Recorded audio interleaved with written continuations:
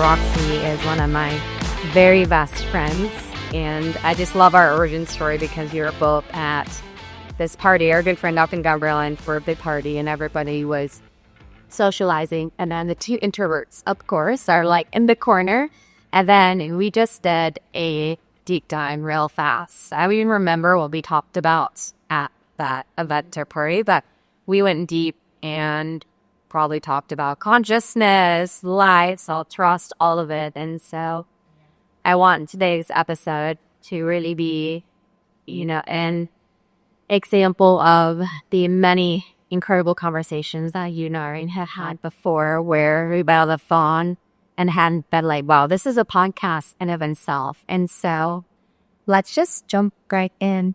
Yeah, girl. You ready to talk about some of the things that you speak so eloquently and beautifully about, which one of being self-trust? I mean, that's right at the center of everything for me. It's literally what I feel I came here to truly express in as many creative ways as I can into consciousness. I believe that a life without self-trust is a life where you never really get to meet your true self. And if you can't meet your true self, then you never fully taste the wholeness of not just your potential, but your life. And I think that is a disservice to being alive. I believe that our souls are here to evolve into the highest frequency that we are able to experience and to put forth into the world.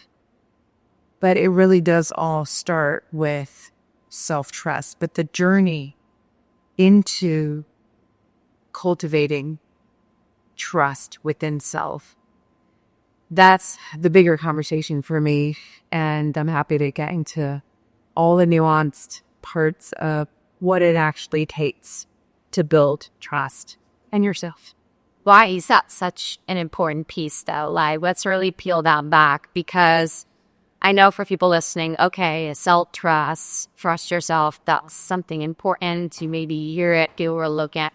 But that for you, and from what I've seen, has really been the foundation for all of who you are, what you've been able to create.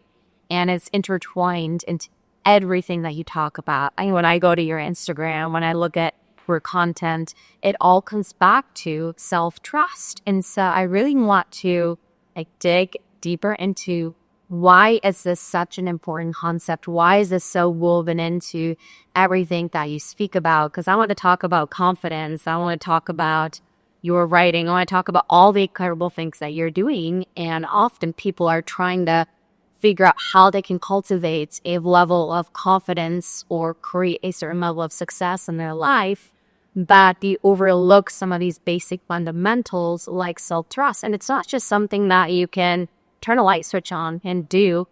I know you and I have talked about, it's something where you can go back and look at time and time again in your life. That's the reputation that you built with yourself. And so when you're standing up in front of other people and you're speaking, it's not just coming from a place of, all right, I put myself in that place where I am confident, right? We can do all of the things. We can stand upright, put our shoulders back. And of course, those things can have a certain effect on how we feel and how we show up in the day-to-day. But it's completely different when you're operating from what you walked through and this reputation that you built with yourself and time again, and you're standing on that. It's completely different. 1,000%. And it's so beautifully said. My top core value is freedom. And not freedom just to how I navigate this external world, but freedom within myself, sovereignty, to be a sovereign individual. And the only way you could truly become sovereign within yourself is to cultivate that trust, because everything out here is going to attempt to trap you, to keep you at distance from your most authentic self, to create this fear in that if you don't subscribe to a lot of the narratives that society puts forth into our consciousness or attempts to, that you're not going to be valuable. You're certainly not going to be successful. And they kind of pair those two things together. It's basically you're going to be walking through life if you subscribe to any of that, never truly knowing who you are. And if you don't know who you are, you certainly are not connected to yourself, right? So you're always in this reactive state of living. You're always sort of needing external validation. Everything that you're doing is essentially performative, even if you don't realize it, but it is. Unless it's true yes or true no, right? And that's my sort of button-up way of, and it's just so much deeper than this, but how your authentic self. It's like, what do you truly want to say yes to? What do you truly want to say no to? So let me tie that all together. Why is self-trust important? Because freedom is important. And you cannot be free if you do not trust yourself. And I think something that's so important to put here is the powerful way, and really, I believe the true way to look at life with uncertainty is to realize that you want the uncertainty, because in uncertainty, you had infinite possibilities. We want those possibilities because is where a miracle happens. This is where anything that you want to create from within your heart, the vision, becomes possible, because infinite possibilities. What most don't realize they're actually searching for is the certainty in self. And that's what we can create, certainty in self, which is fully connected to trust in self. Then it doesn't matter what we're navigating out here. Yeah. We know that even when we get our ass kicked, even when we get, experiences, outcomes that are unfavorable, we're going to be okay. We're always going to find a way to thrive. We're always going to find a way to leverage our experiences to expand ourselves and to evolve in wonderful, extraordinary ways. And that's not an overly positive statement. That is a true perspective. And that is a perspective that I would from. So Lauren, I'm so excited to have you a part of Rachel Shear Nutrition, but what are some of the reasons why you wanted to join the Rachel Shear Nutrition team? When I looked at the projections of where functional medicine is expected to go over the next few years, it's going to skyrocket, as well as telemedicine. So when I got to see, hey, this is an opportunity not just to be on the forefront of a conversation about the paradigm of healthcare changing in our nation today, but also a movement to equip those leaders who will lead the way.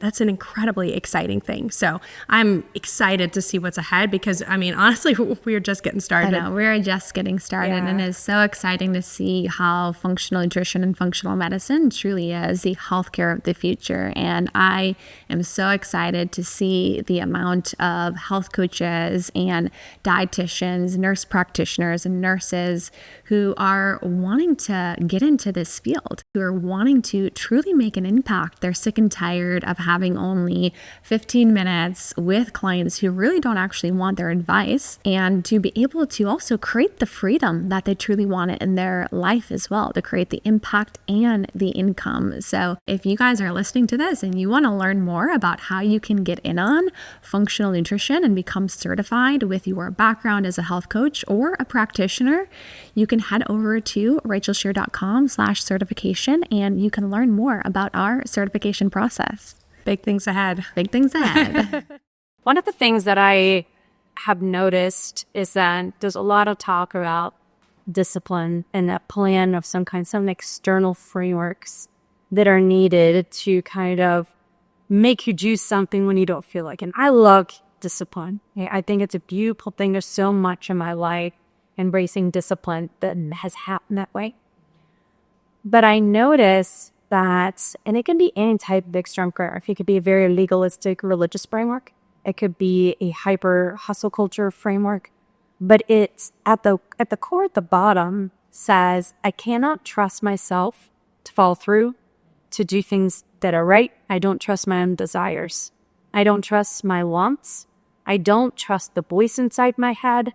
And it's interesting because I see that sometimes that having a framework that imposes where you follow through with action, it doesn't feel right in the moment. I have seen it sometimes. In retrospect, it's like it kickstarts someone. At the same time, if we spend a lifetime feeling that we always need something, I need a diet, I need a workout plan, and it's not done from a sense of self-trust and self-love and self-respect, that this is alignment with what I truly want, but instead, this keeps me on a path because everything in me doesn't want it, doesn't like it, doesn't feel like it. So you spend a lot of time and it almost reinforces a sense of self-distrust. Yes, because I need this to happen. So I'd love for you to expound on that, because help us understand why sometimes it feels necessary to have something when you don't feel like you can trust yourself, and what the difference is in discipline and forging self-trust. I would just love to get your heart, your perspective on that. So when there's this gripping, it's control. Yeah. That's the word. It's control. I understand, and I've been there in my own life and journey where you're trying to rewire habits. And that's where, discipline comes in to curate a new process, a new path, a new practice for you. But that's also coming from knowing what you value. And your values are something that when it's a true value, not what I think I should value, not what my mom told me to value, with all respect to mothers out there, not to what anybody tells me about what I should value. Because I've done the work and I know what I truly value. And because I deeply value this, I'm going to do what is necessary to anchor myself and my life and my routines and my rituals and all of that into what allows me to live for my values. And so when you are operating from that frequency, then it's an alignment thing. It's not a control thing. I love discipline. I'm a very disciplined woman from what the external would seem in me. But the truth is that there's not really much I'm having to discipline in my life. I don't discipline myself to go to bed when I do, which is early in comparison to most. That's what brings me pleasure and joy and helps me thrive. Therefore, it's just how I do it. It's the same thing with my diet. It's the same thing with anything that helps me to be more of Roxanne. And so there's really no struggle there. However, in my 20s, long time ago, when I was having to repattern parts of my life and my habits so that I can really anchor deeply into my values and really expand more of Roxanne, the true Roxanne, right? Discipline was definitely a part of that, because it's just sometimes that's what it takes. But the fine line is, and I love that you bring this up, Lauren, you're so good at this, is that when it starts to be a grip, then it's important to kind of just take a moment to realize, like, what is this grip? Is this because I am having a hard time reprogramming, rewiring? And if that's the truth, then respect, because that shit is hard. You're trying to become someone who goes to the gym every morning when you're used to sleeping in. Respect, that's hard. But if it's something where it's like, I don't know, I feel like if I don't do this, then I'm not gonna be this person, or that it's like, then, so I love the power of questions. And that's been so important to me in my development for my entire life. One of my essays in my book that I'm writing right now is question is not a dirty word. Oh, right. Say that again. Question is not a dirty word. There's so many ways to ask yourself questions. My preferred way is for it to be coming from a place of true curiosity and not criticism or judgment, because you cannot be learning and judging at the same time. You cannot. And if you truly want to experience the fullness of your life, to taste all the texture of your potential, then curiosity has to lead the way. So asking yourself introspective questions like, where is this coming from? Why am I gripping? What's this? And, every other question that is going to be important for you to unpack and dive into yourself.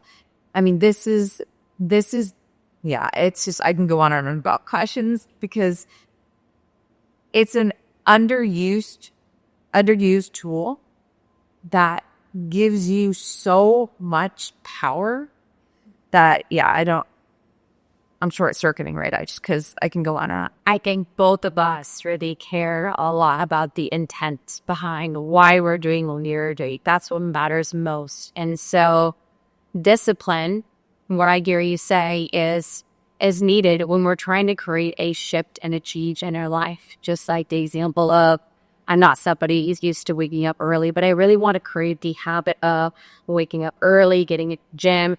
And I'm doing this from a place of loving myself because I know this is good for myself. However, there can be discipline that we have in our life where we're operating from a place of fear.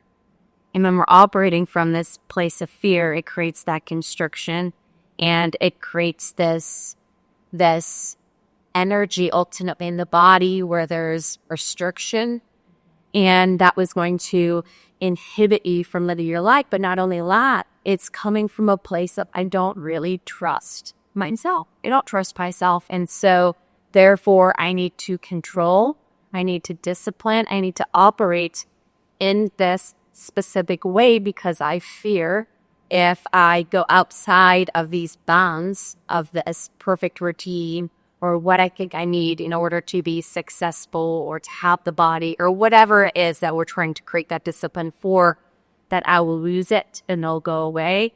And so ultimately, we could say, oh, is this good or bad? I don't care at the end of the day. Where are we operating from? Are we operating from the place of self-trust and really loving ourselves? Or are we operating from a place of fear? Therefore, they need to control. Yeah. So good. Something that just comes to my mind when you elaborate on this is I think about someone who's closed. So I'm very warm. I'm very open. Girls know I love that about you. And I'm very, I love immediately because like it's honest, which a lot of people will look at something outside, like on Instagram and be like, oh, this girl's hard. She's tough. She's strong. And I'm like, but wait a second. And like, Roxie is one of the most compassionate and soft, feminine women that I know. This is why we connect so deeply. Yeah, it's interesting. I mean, my strength is definitely robust, but my strength is sourced from my softness. Put a pin in that just to pull on that thread where it was going for a second, because I think it's really important as it pertains to what you were saying about trusting yourself versus not. When you don't actually trust yourself, so we can go into some energetics here. Like in my being, all of us have the masculine, the feminine energies, right? This is not a gender thing. This is an energetic thing. The harmony of these energies with it are very unified. I call them lovers. That's my poetic way of expressing them, right? The reason why it's very easy for me to be so open and so loving just out the gate and warm is because I built the union of these energies. So my masculine energy is whole and strong, as is my feminine. I've cultivated this deep, it's not even trust, it's just a knowing at this point that if and when I need to execute some kind of boundary in whichever way that needs to be enforced, I trust myself to be able to do it. Therefore, it's important. It's not about, can I trust you?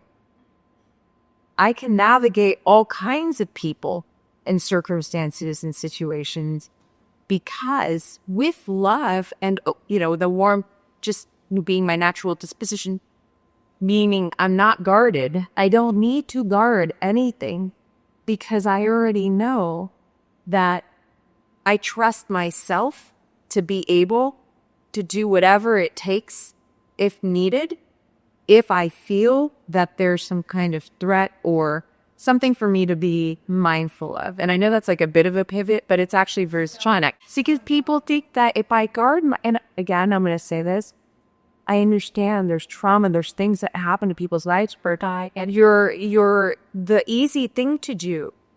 And it almost seems like the logical thing to do is to close yourself.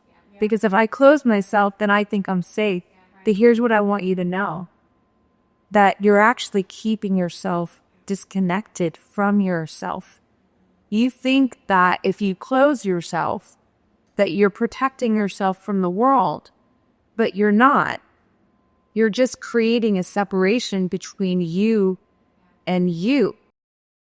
Look, I get it. You are burnt out with today's healthcare systems and options that are being offered. Maybe you've gone the conventional medicine route and you've gotten basic lab testing done and everything came back as normal, but you still felt like something was truly wrong in your body and you still struggled to get better. This is why I'm so passionate about what we do at Rachel Shear Nutrition. We are not like a lot of the other functional medicine practices that are out there. We are not a one-size-fits-all program. The system that we developed was actually what I wish that I had when I was struggling with my own health issues, when I was on 5+ medications and I was being told that I needed to have my entire large intestine removed. I saw firsthand what it truly takes to heal. And it's not just extensive labs. Yes, those are important, but truly identifying why we have these problems in the first place, which means we want to get to know you. We want to get to know your lifestyle, your diet, your trauma history, the things that you walked through. We also bring in something called psychophysiology, which is the mind-body connection. And this is what it really means to have a holistic approach when it comes to healing. So if you're sick and tired of the conventional what approach without truly healing, and you're sick and tired of working with functional practitioners or just giving you cookie cutter plans, and you want to learn more about the RSN approach, you can book a free call by visiting rachelshear.com.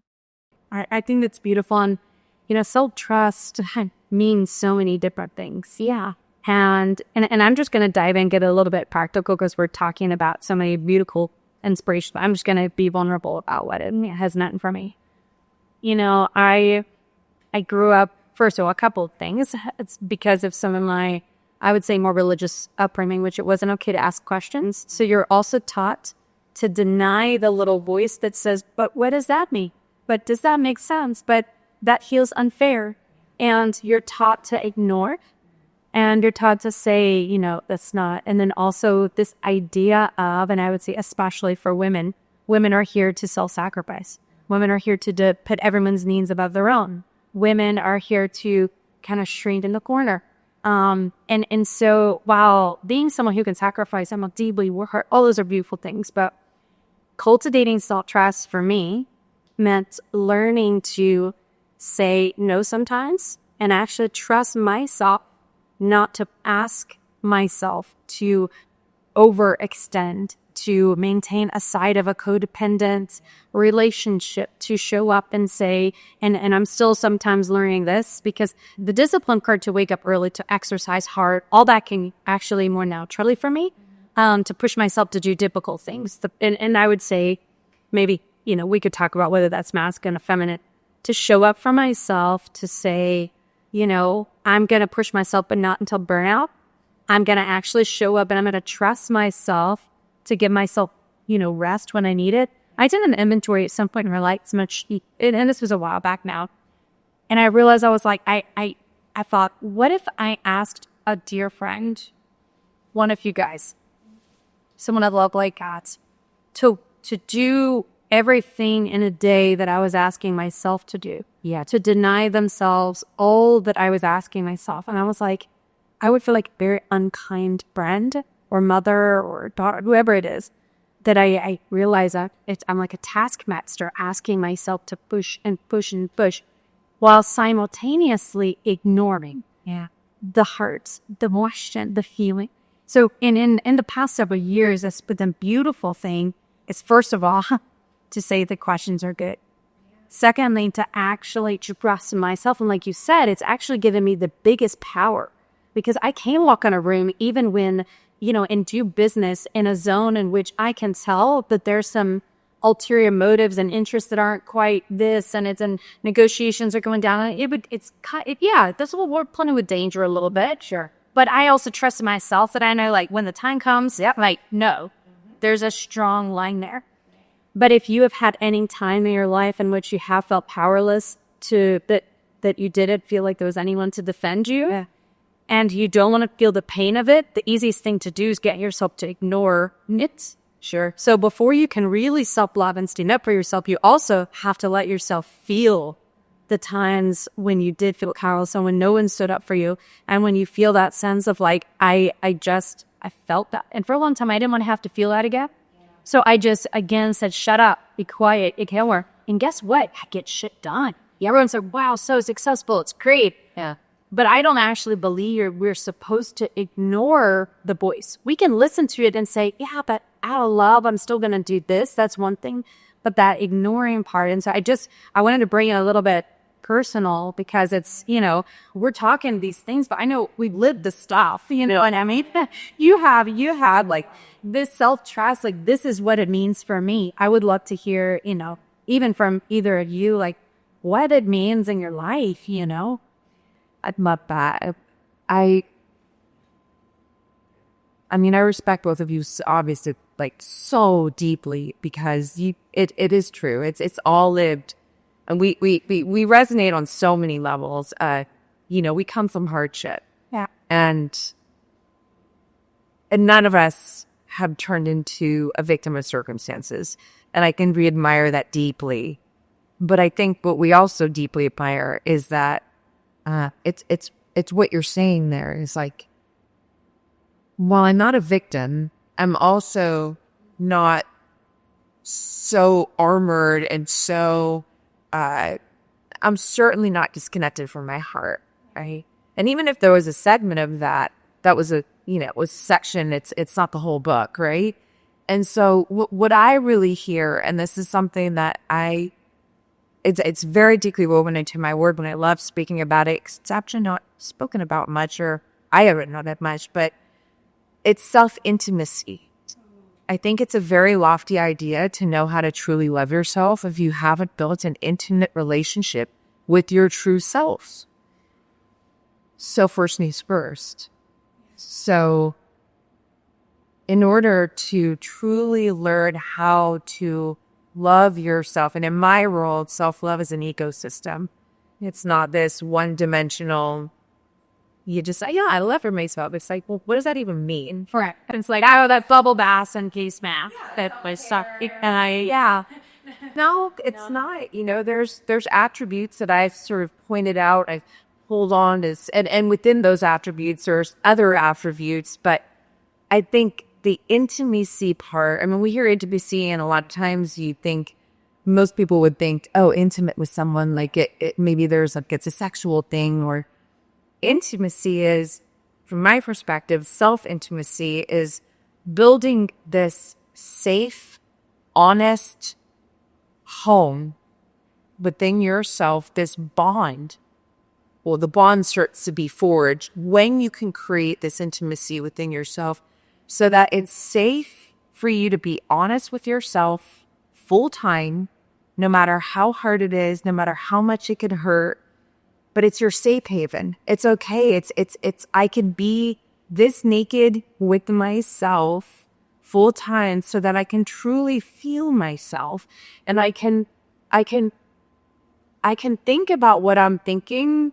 I can look at my experiences. I can look at myself in my experiences, and I don't have to criticize myself, and I'm not judging myself, because I actually just want to understand myself. And when we can start to understand ourselves more, then we can start to truly know who we are. When we can start to truly connect with who we are, now we can move into loving ourselves. How do you love anybody that you truly haven't cultivated a real connection? And it's not, it worked to see the same with you. It's not true. But we don't, everything that for the most part, just we've all been taught to, everything that gives us value in life is out here. Oh, get it. And I say, wrong. It starts in here. Beautiful. It starts in here, and then this helps you to attract and to align with everything that is going to serve value and help you thrive and evolve in your life. The inner shapes the outer, is my called. When I think about cultivating self-trust through self-intimacy, that word comes up for me again, which is curiosity. And when I think about how I cultivated trust in myself, it's been through asking myself really difficult questions. It's been through looking at the things about myself, the why was showing up in different ways, the things that we often want to push to the side and put in a little box because it feels ugly, it feels shameful. There are all these emotions that are wrapped around it, so you want to pretend it's not there. However, for me, it's been what you said, feeling all of those feelings that I didn't want to feel. It's been curious with myself. Yeah. Why have I shut up in certain ways? What are the ways that I have betrayed myself? That I had chosen somebody else's needs over my own? I had to look at absolutely all of that. I had to feel all of that. And through that, I was able to harness compassion. And that was an incredible piece for me in my own Kiwi. And as I began navigating different circumstances, different relationships, I know you walked with me through a lot of different relationships. You know, there's been in the times where you've been in conversations about, all right, we're not so sure about this relationship, but it never was about, okay, this person is gonna hurt me or whatever. It was about, you know what? I trust myself no matter what. And so whether this is gonna go in the direction that I hope it goes, or gonna be that love or not, I know that if there's any point in time that I need to walk away because I'd be disrespected, or even if I'm just not in the lineup, that person, I trust myself enough to navigate that situation. And so through all of that and the healing and actually putting myself in situations that were scary, uncomfortable. I've done this a lot in business. I mean, when I invested $50,000 with $25,000 in my bank account, the $60,000 of student loan debt, you know, people would be like, that's insane. That's crazy. That took a lot of courage. Yes, it took a lot of courage, but I was operating from self-trust. I didn't actually have to trust that coach. People are like, oh, what did this coach do for you? I'm like, okay, that coach made me was a kind, but I did it for me. And I remember I made that decision. It wasn't even a question at that point in time. I just knew. Yeah, I trusted myself in that moment because I said, I'm going to do it. Yeah. And I truly believe that's why I'm where I'm at today and operate from that place. But I would love it if you could speak to the ways that we betray ourselves. I think we can maybe probably hide the fake ways that we betray ourselves. But I actually think it's these small, subtle tutorials that really play a big role. And then what are some of the ways that somebody can cultivate self-trust, confidence in their life? Yeah. I mean, yeah, the micro cares of your trust. So back to the authentic self sort of buttoned up piece where I said, what do you truly want to say yes to? What do you truly want to say no to? In that statement is your answer. How many times have you said yes when you want to say no? How many times have you said no when you want to say yes? And just start by looking at that, like where, because right there, there could be some betrayal. Betrayal is it's actually a beautiful word. It's a very intense word. Yeah, it is. Right. And so I want to make sure that, I honor that word. And I think it is the appropriate word. I want to just also put this out in the stratosphere for everyone watching or listening.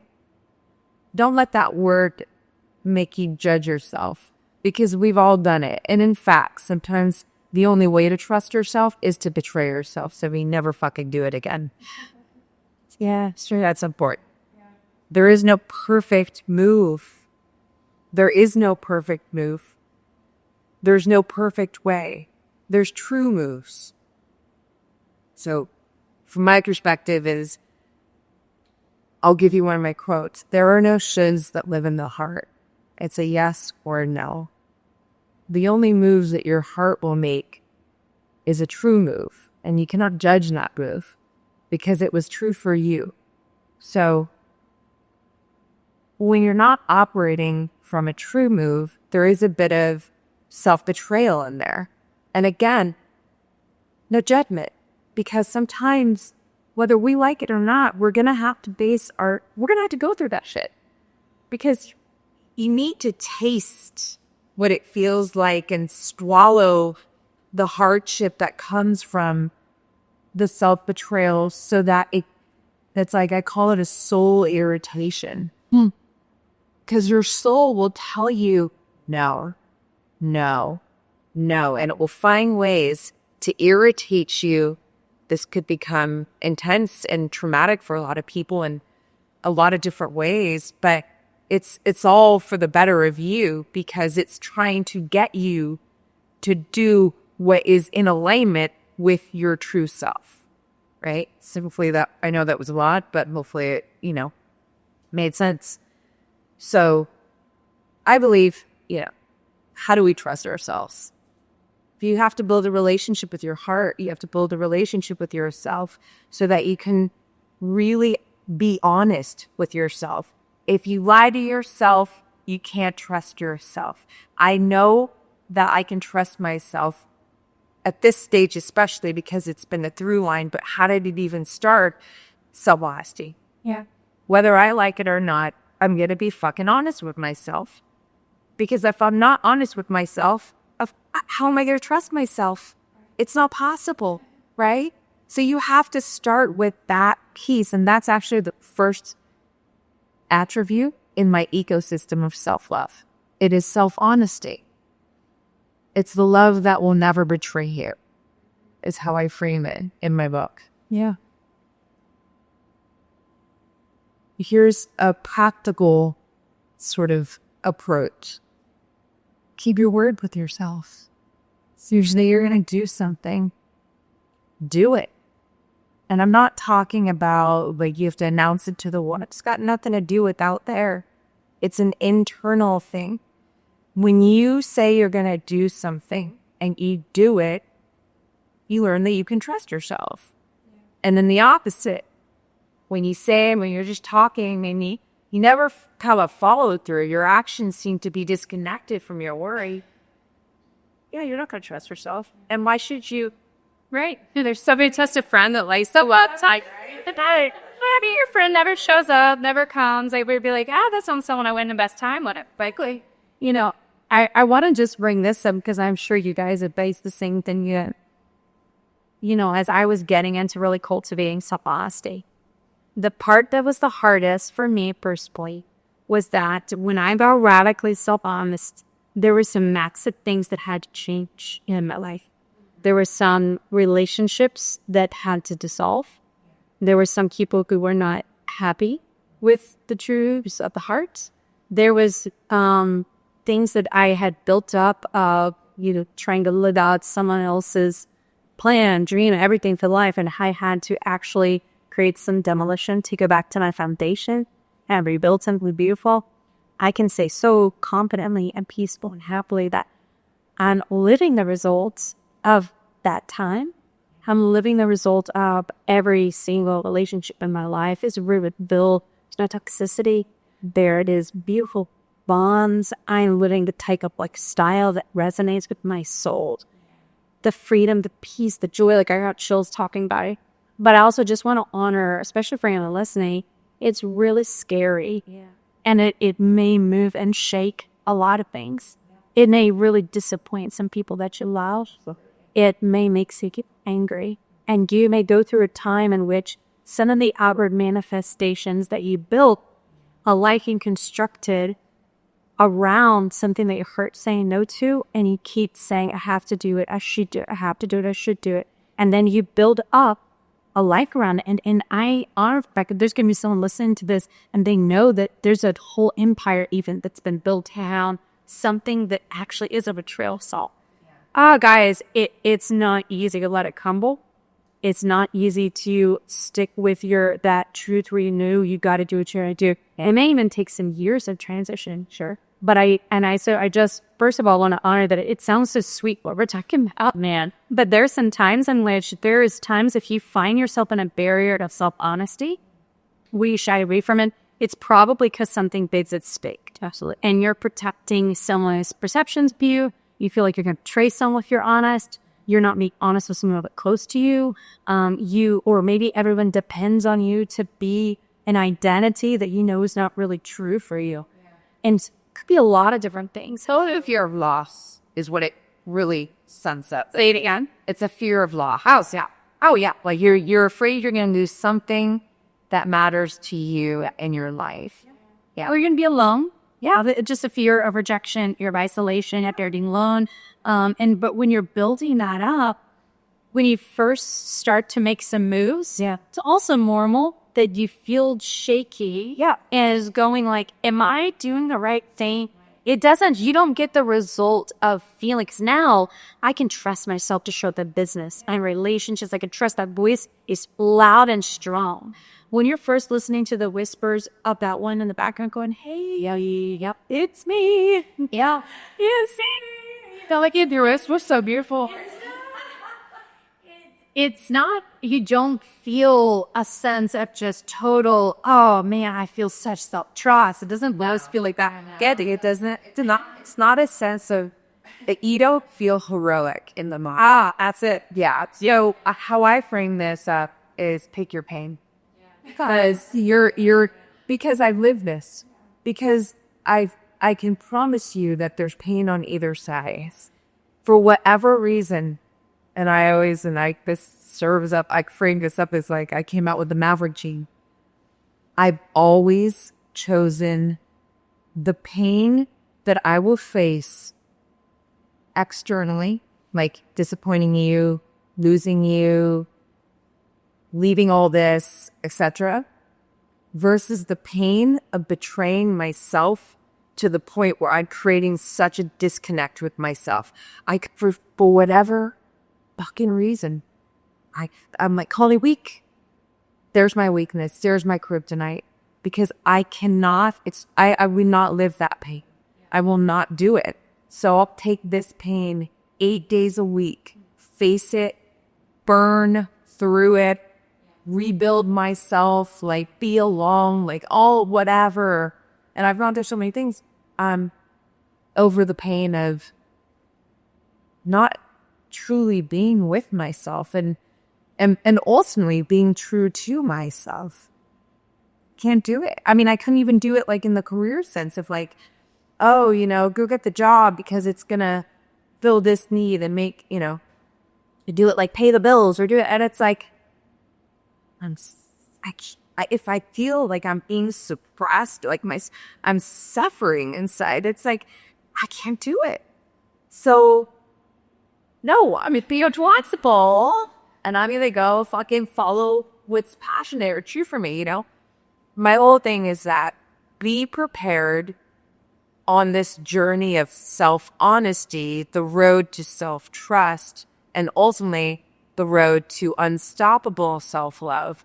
Be prepared to get your ass fucking kicked. However, also note that, like any Bronchi is like, I always say rock is like my life up in here out. I love Rocky. I grew up in the 80s.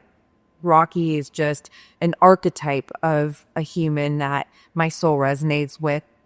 And the resilience that comes from the get back up is something that you actually don't want to avoid. You want to run towards that resilience. We need that resilience to navigate life, especially an authentic life. Yeah. I know for myself, going through different areas of pain, unbecoming, that is a word that I like to come back to. It's been in those moments where I felt all of the emotions that were really difficult to feel, but I gave myself this new capacity.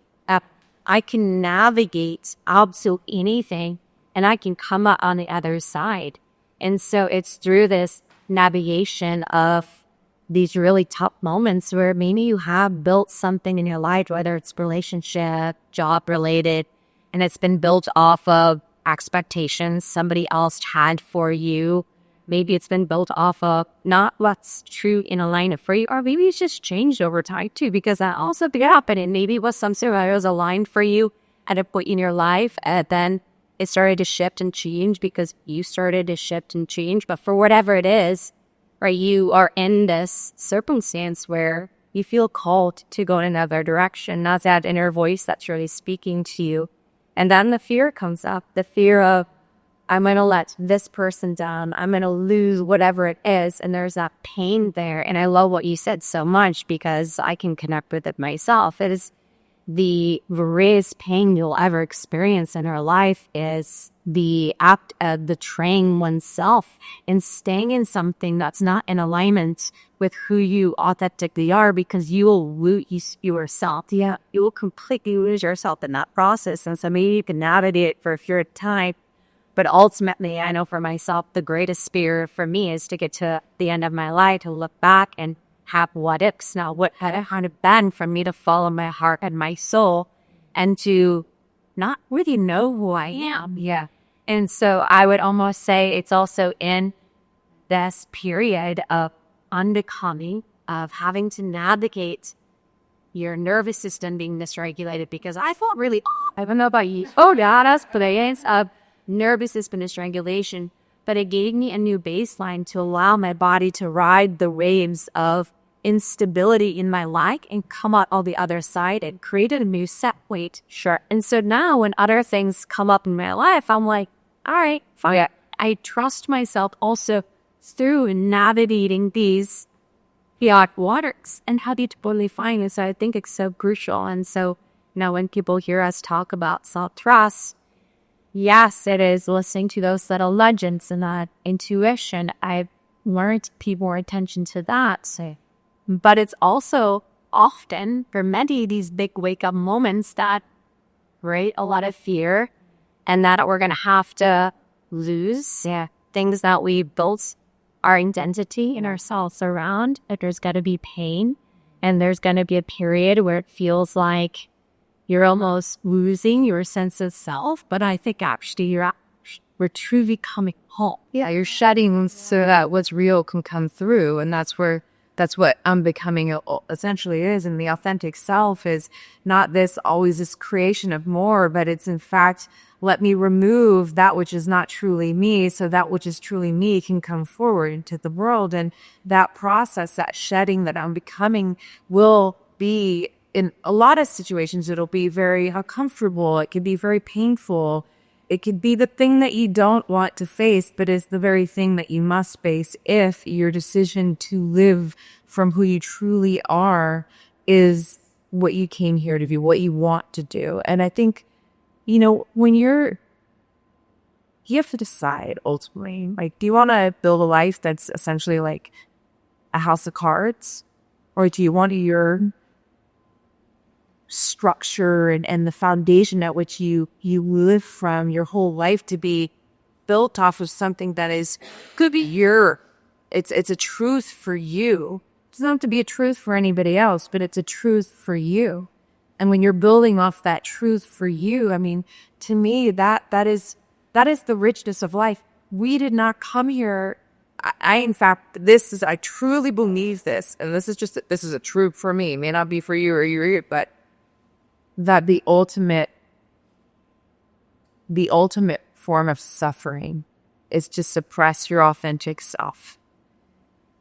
We come here to be suppressed. We came here to be expressed. And self-expression, full, true self-expression, I mean, in that is freedom. Right? It's freedom. It's creation. It's courage. These attributes that we deeply value and cherish and live from, ultimately.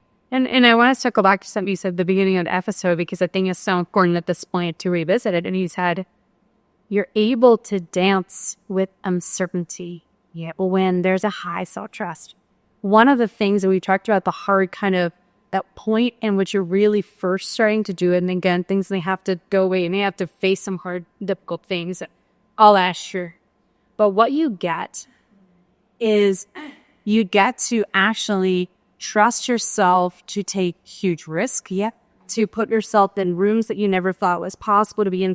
Sometimes people are looking at, my life, and oh my God, you've traveled all those countries and lived all in the world and said yes to these kind of weird and interesting scenarios and opportunities. And, I was able to have the courage in a moment of like, it might go great. Yeah. I might walk in there and come out and make a fool of myself. Either way, I'll learn something. And me and myself are like, hey, it's going to be a win-win, right? Because either it's great or we say it's not for you. My self-trust in the moment to know that, first of all, it's not going to say anything about my identity depending on the outcome because I know myself. Yeah. So I'm not waiting for validation of this moment so you know whether or not it's okay. That gives you the ability to try to be curious, to actually really explore and experience the world.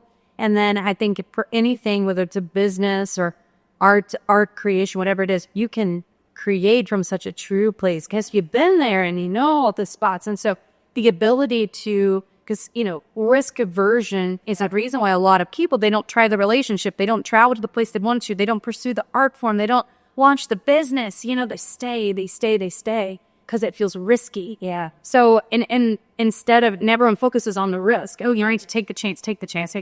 I would say, no, build up self-trust.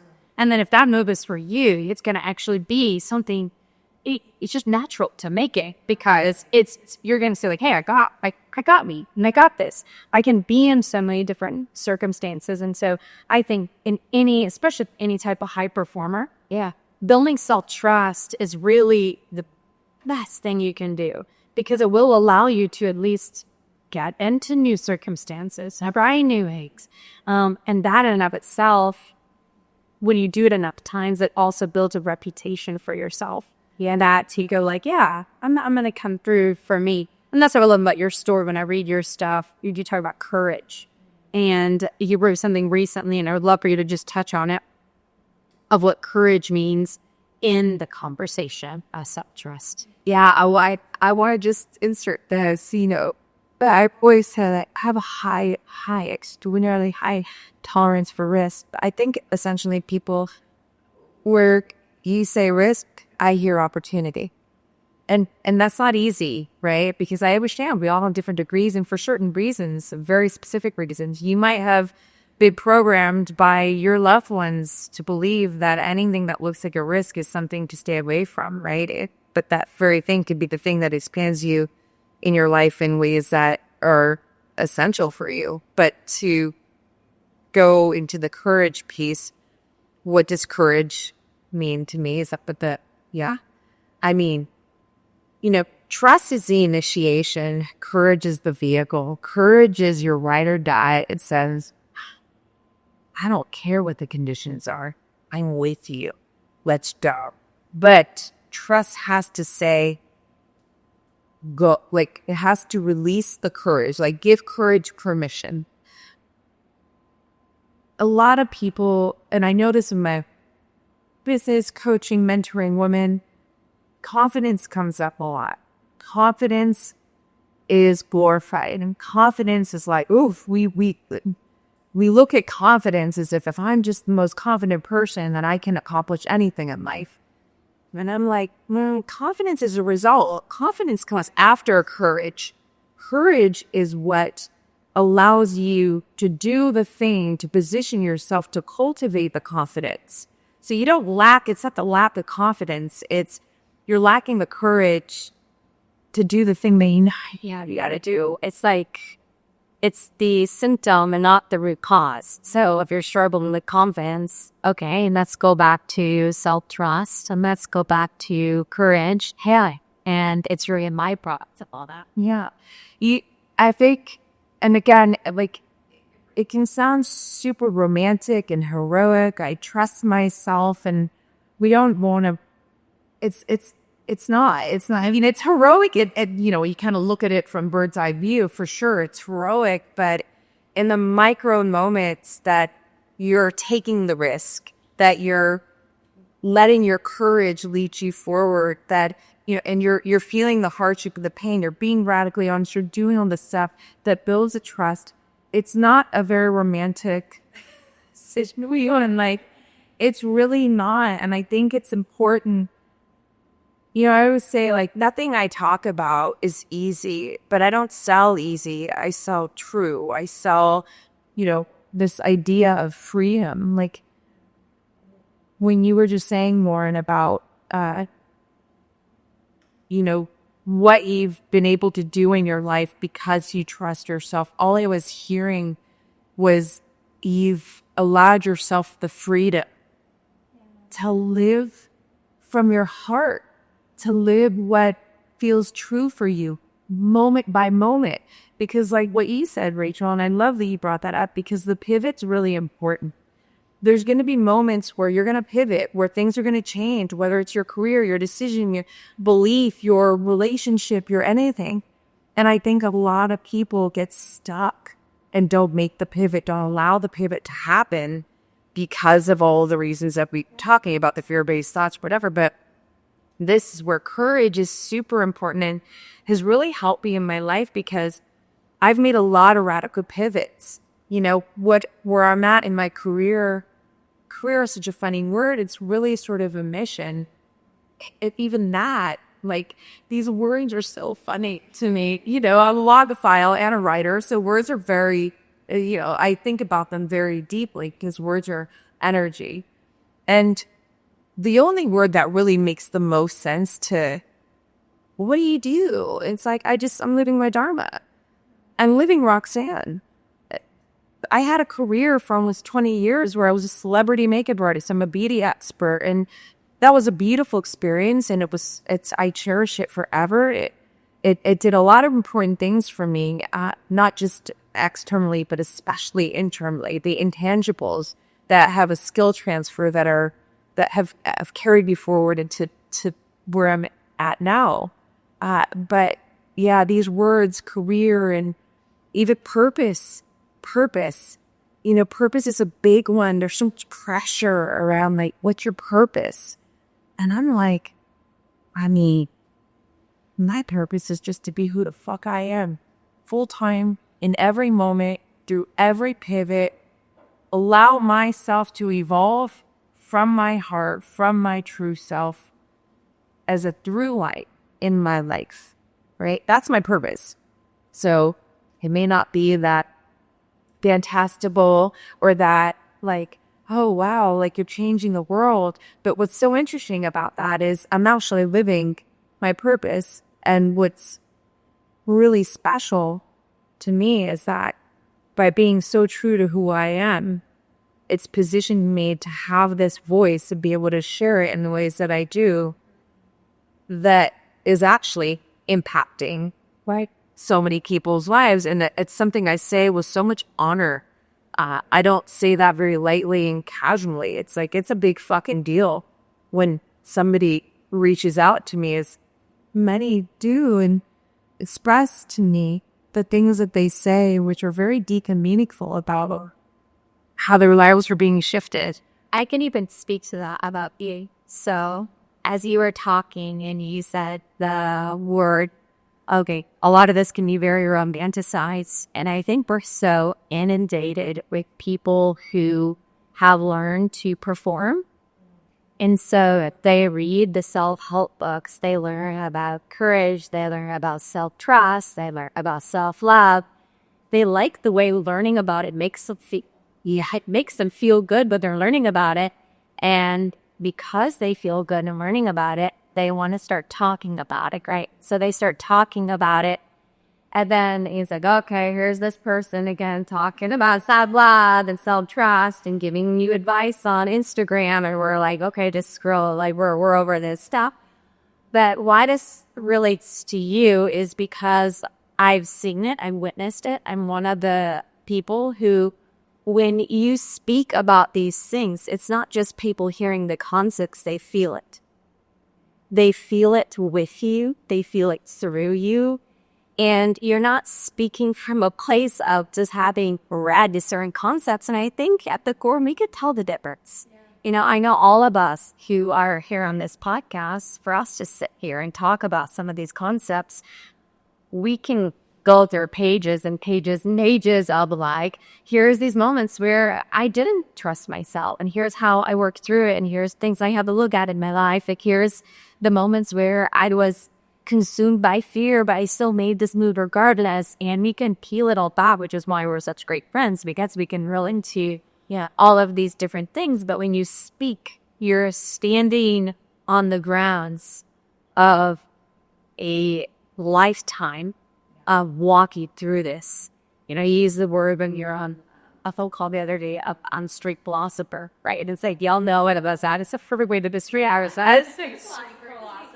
Those people who read the philosophy books. And, you know, as one of our big friends says, it's like meta masturbation. So they're talking about things that actually are not relative to reality in what happens, you know, on a day-to-day basis. But you're talking about things that you actually lived. And so I felt the difference through you. But I also think that's why so many people, when they hear it, is like, oh, they romanticize. So they're kind of over it. Because there are so many people, and they understand the concept, sure. But it's very, very different than having to navigate and live it on a daily basis. Authenticity is a frequency. It cuts through everything. You will feel it. You don't have to agree with it. You don't have to accept it. But you can't deny it. It's undeniable.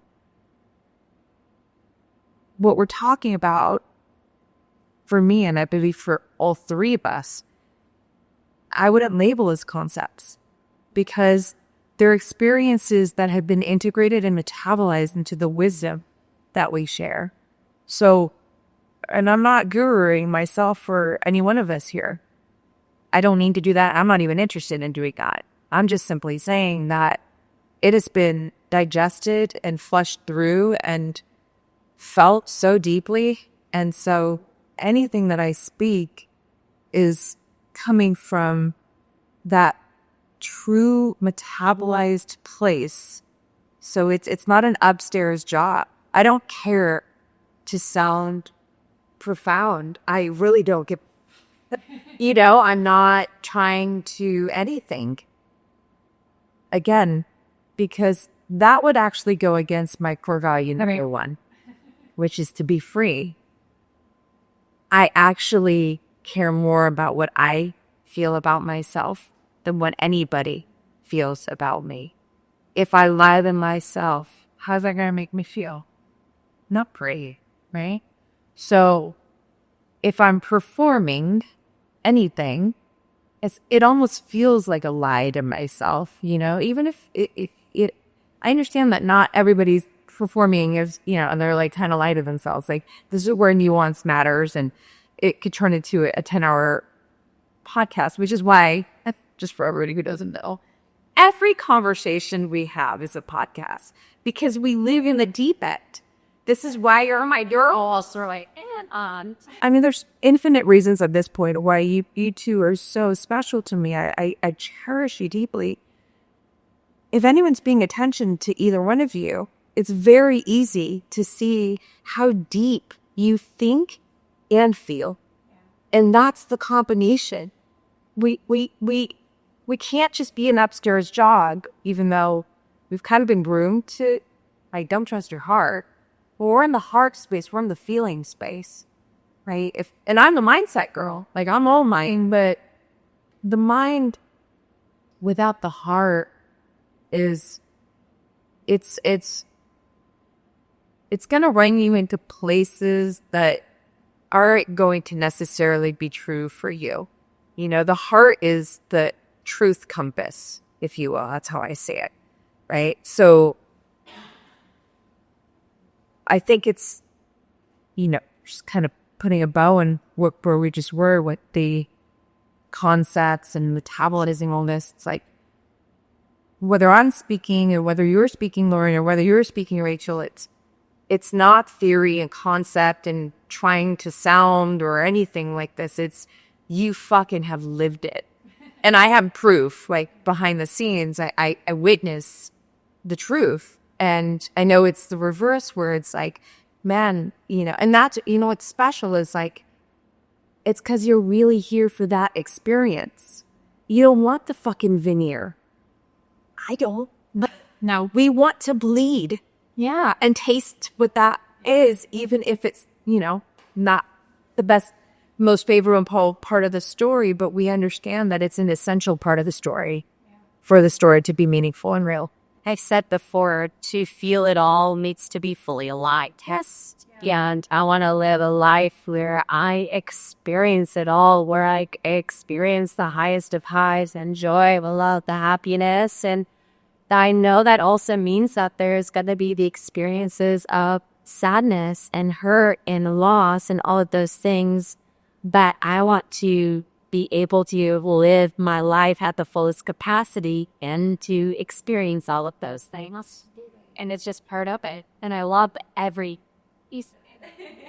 And you start to begin to love those moments. I know I have for myself, but I've turned so many of the things that could have maybe closed off or hard at us. And in those moments, I know Lauren and I, again, being in Europe and we were traveling, and I was so hard open of like crying, or I experienced it all, but it was also incredibly healing. And it also just brought me to this deeper level of myself of like, all right, I can remain very heart open and still experience all of these different aspects of life. And yeah, You know, you're not, I think it's, I'm like, look, I'm an optimist. Like, that's not even me. Like, in me, I'm always going to look to the sort of the bright side of things, to the, you know, what could go right versus what could go wrong. But I think optimism also has this realism part to it. Like, it's where it's like, when I'm going through something hard and it sucks, I'm not going to, but I loved it. And so, no, it fucking sucks. It sucks. Yeah, this is shitty. It's hard. It's not fun. Get my ass kicked. It sucks. But I'm okay. Yeah. We're going to be okay.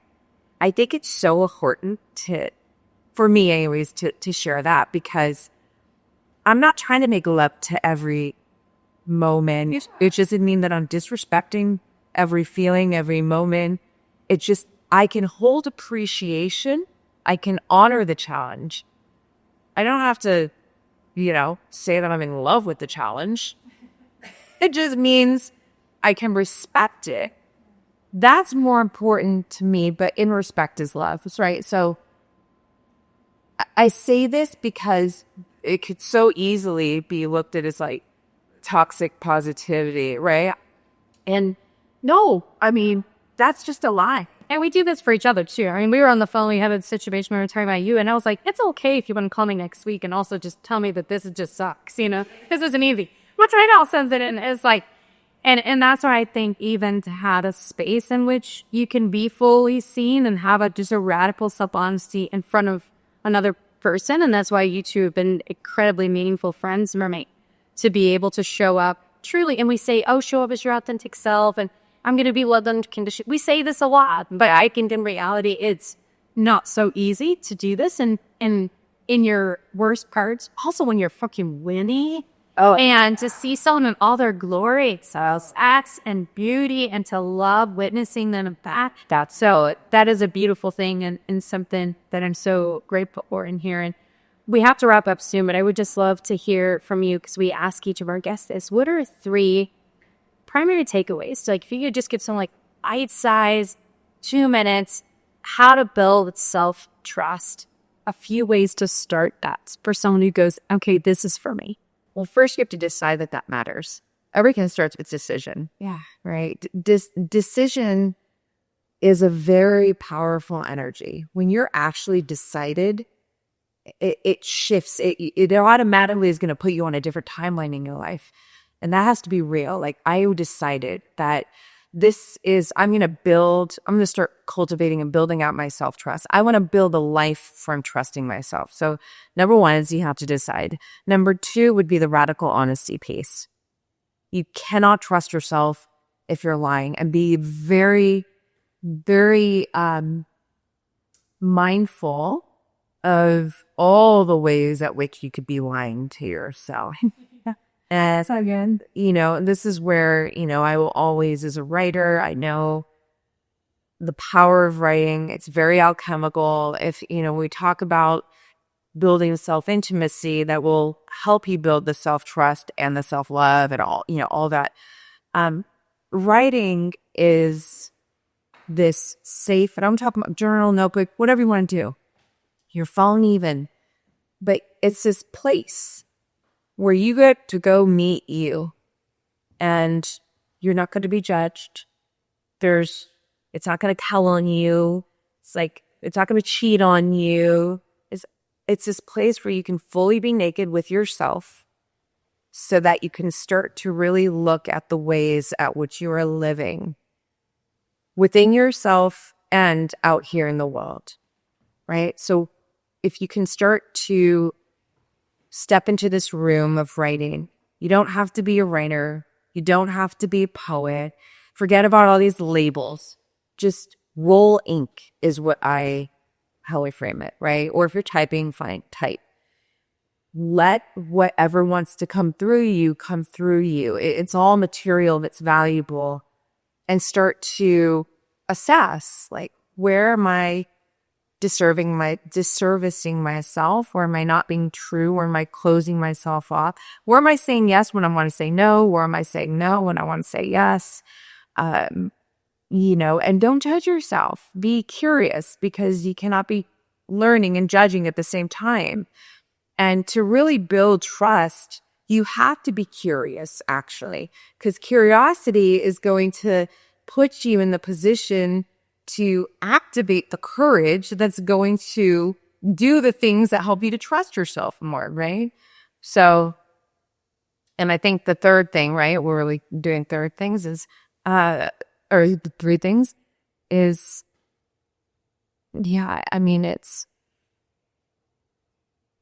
it's making sure that your word, what you feel about yourself, has to scratch that for a second. When I say scratch, okay, put the word over there for a second.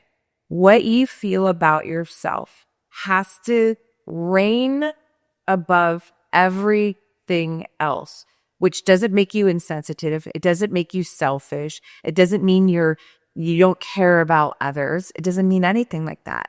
It simply means that you really fucking matter to you. And when you really matter to you, deeply and truly and unconditionally, you can start to build the mastery within yourself, the connection, the intimacy, the courage, the trust, of course. It's like the crown jewel that then allows you to navigate your life so authentically. And when you're doing that, you're moving in alignment with your soul. And when you're moving in alignment with your soul, you're building a life that is going to constantly fill you and keep you hungry and keep you inspired and allow yourself to be expressed in such a way that you won't even realize that you are contributing to the world. I love this conversation. I love you so much, and I'm so glad that you're here and you do spend the next few days together. And I know we'll have many, many more of these conversations in hand. Where can people find you? RoxanneSpy.com. It's the mothership to connect with me. Substack is my favorite place online.